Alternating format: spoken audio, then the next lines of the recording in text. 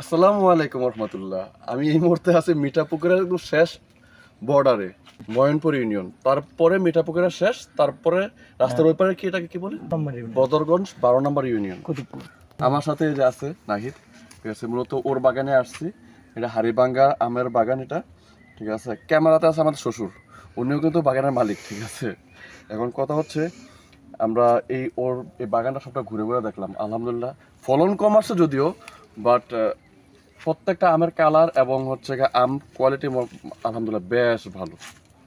ওদের এই বছর আর হয়তো সর্বোচ্চ 10 থেকে 15 দিন থাকবে, তারপর হাড়িভাঙ্গা শেষ হয়ে যাবে, আর থাকবে না। তারপরে আসবে বাড়িপুর, বাড়িপুরের পরে হচ্ছে আসবে এই যে এটা হচ্ছে বাড়িপুর আমের বাগানটা। এদের আসলে বাড়িপুর ধরছে বেশ ভালো। বাড়িপুরের পরে কোনটা আসবে?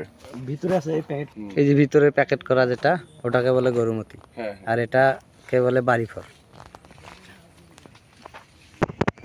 আমরা মির্জা এগ্রো ফিশারিজের পক্ষ থেকে আমরা সবসময় চেষ্টা করি মানুষকে ভালো ফ্রেশ জিনিস খাওয়ার জন্য।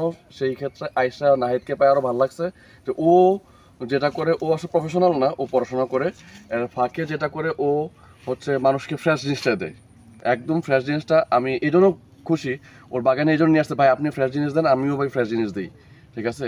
ওষুধ ছাড়া কেমিক্যাল ছাড়া একদম জিনিসটা হচ্ছে দেয় এই জায়গায়। এবং আয়শা ভালোই, আসার পর বাগান থেকে 2টা আম কুড়াই পাইছি। এই 2টা আম কিন্তু কুড়াই পাইছি আমরা, ঠিক আছে। এবং আমরা এটাকে বেশ ভালোভাবে খাচ্ছি, এই 2টা নিয়ে যাচ্ছি, আরও 2টা হাতে আছে ওই হাতে, সমস্যা নেই। সবাই ভালো থাকবেন, সুস্থ থাকবেন। আসসালামু আলাইকুম।